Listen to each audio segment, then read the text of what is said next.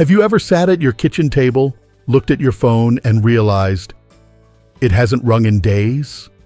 Maybe you've sent a few texts. Just a simple, "Hi," or "How's everything?" But all you got back was silence or a short, polite reply. And then that thought creeps in. Are they pulling away from me? Am I being forgotten? If that's something you felt recently, please know, you are not alone. So many older adults feel this quiet shift in their relationships with their children. It doesn't always happen all at once. Sometimes it starts small. Fewer visits, less interest in your stories, shorter phone calls. Other times, it's a sudden change. One day everything feels fine, and the next they seem distant, distracted, or even irritated by your presence. It's painful. It's confusing.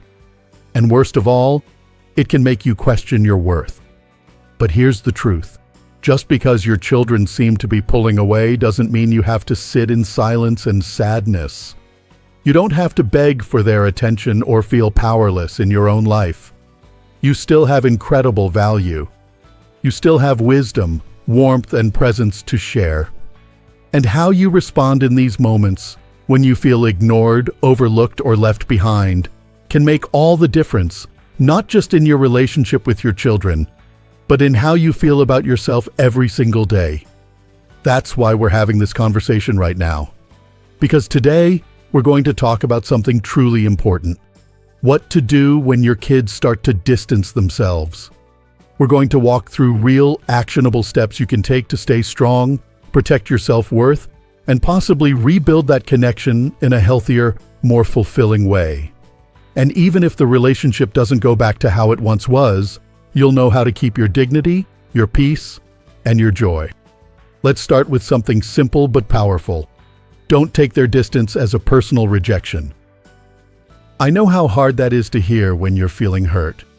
Because when a child you raised, cared for, and loved starts to withdraw, it feels deeply personal. It feels like betrayal or abandonment. But sometimes, what they're going through has more to do with their own stage of life than with anything you've done wrong. Think back to when you were younger, maybe raising your own children, working full-time, juggling bills, household chores, a marriage, and maybe even taking care of aging parents. It was exhausting, wasn't it? And during that time, maybe you didn't call your parents as often as you wanted. Not because you didn't love them, but because life felt overwhelming. That might be where your kids are now. Jobs, relationships, kids of their own, financial stress. These things eat up time and emotional energy. And unfortunately, parents often become the quiet casualties of that stress. That doesn't mean it's fair.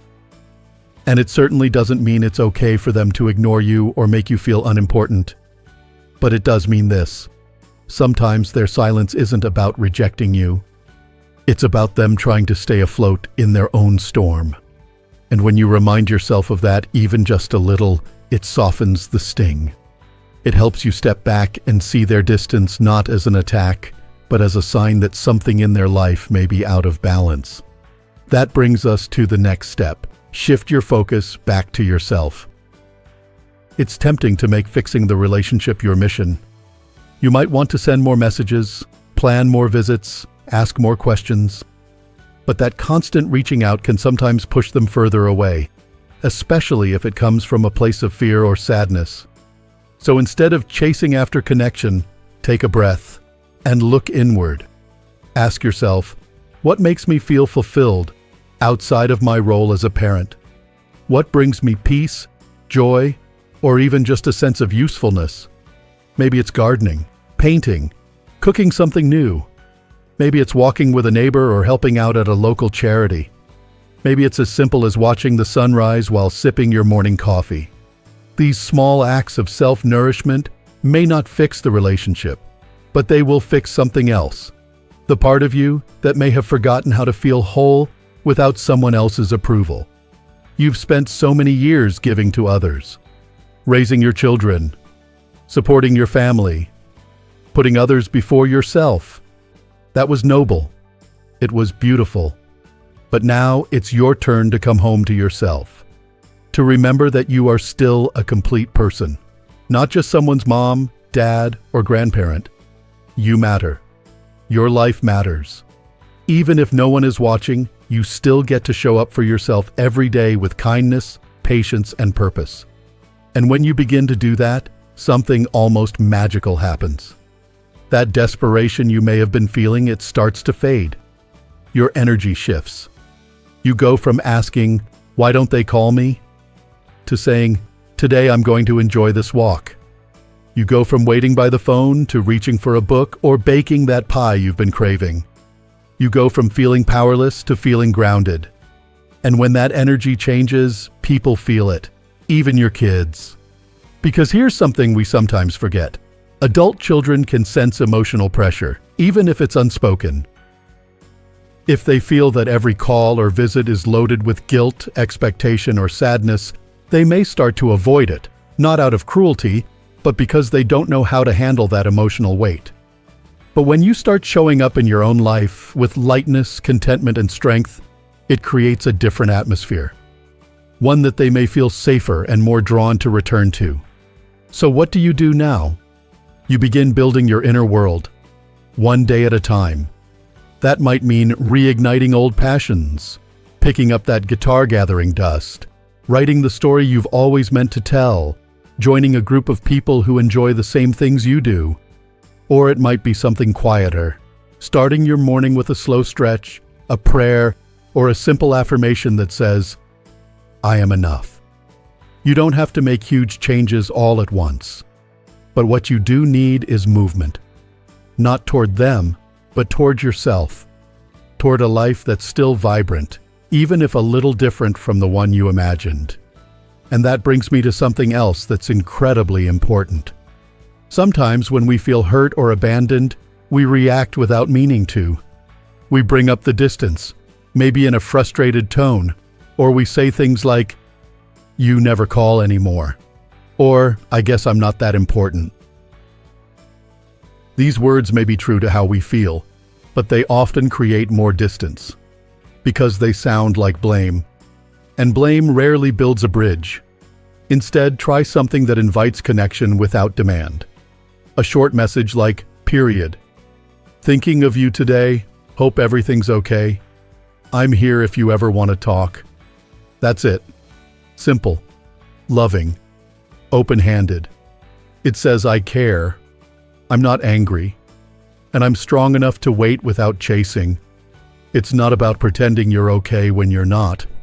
It's about giving them space while still keeping the door open with warmth. It's about planting seeds, not throwing ropes. And now that we've started exploring what it means to reclaim your power, your peace, and your sense of self, when your children begin to drift away, let's keep walking down this path together. You know, sometimes silence from our children isn't the loudest part of the distance. It's what fills that silence that's hardest to bear.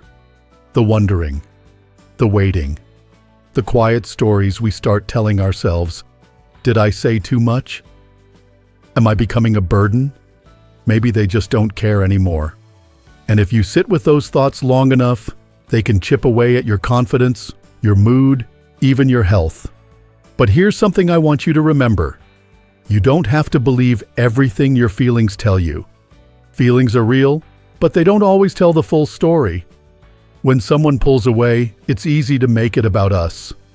But often, the reasons are more complicated than they appear.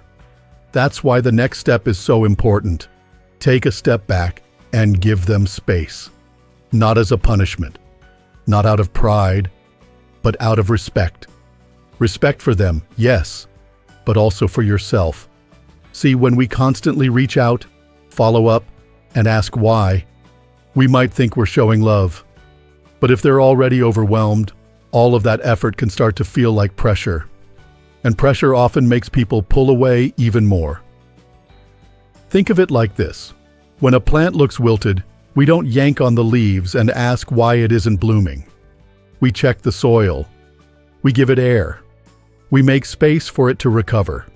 Relationships are a little like that too. Giving space doesn't mean giving up. It simply means creating room for clarity to grow, both for them and for you. And in that space, something powerful can happen. They might start to miss you. They might begin to see what life feels like without your presence, your warmth, your wisdom. And more importantly, you might start to see how full your own life can be, even while you wait. Now, while you're holding that space, here's something else you can do. Reflect. Not to blame yourself, not to overanalyze, but to quietly ask, what was the tone of our last few conversations? Did I bring any heaviness to the table? Were there unspoken tensions I ignored? And again, this isn't about beating yourself up. It's about becoming more aware, because awareness is where healing begins. Sometimes we accidentally bring fear into the conversation, fear of aging, fear of being forgotten, fear of losing the closeness we once had. And without realizing it, that fear can seep into our words. It shows up in guilt trips, small complaints, even in well-meaning advice that comes across as criticism. So, if there's anything to take away from your reflection, let it be this. Speak with love, not longing. When you do reach out again, let your words come from a place of calm, not hurt. For example, instead of saying, "I guess you're too busy for your old dad these days," try, "I know life is hectic, just wanted you to know I was thinking about you." There's no shame in wanting connection, but there's strength in offering it gently. And while you're in this quieter space, it's the perfect time to focus on something that often gets forgotten in the background of life: your own well-being. Have you checked in with yourself lately? I mean, really checked in, not just physically, but emotionally. Are you sleeping well? Are you eating foods that fuel you? Are you moving your body, even just a little each day? These small acts might seem unrelated to family relationships, but they're deeply connected. Because when you feel better, you respond better. You carry yourself differently. You stop waiting for a phone call to tell you who you are. You start remembering your strength. And your kids will feel that too. Even if they don't say it out loud, energy like that doesn't go unnoticed.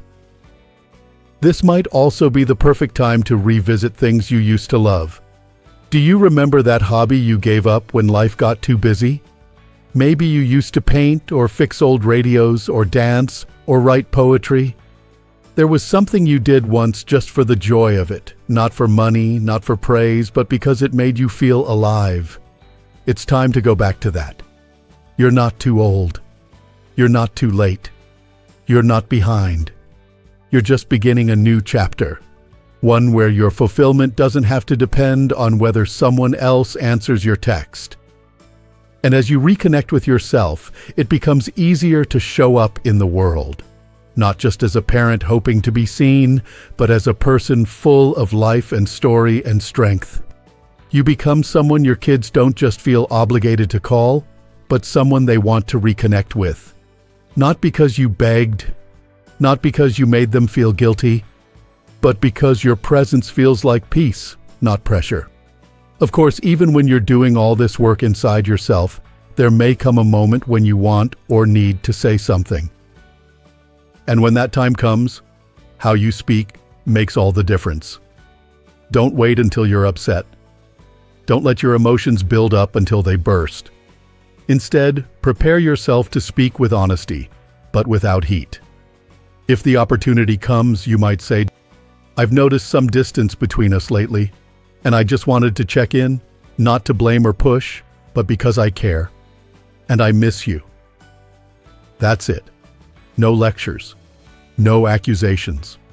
Just truth, spoken with an open hand. And if they respond, great.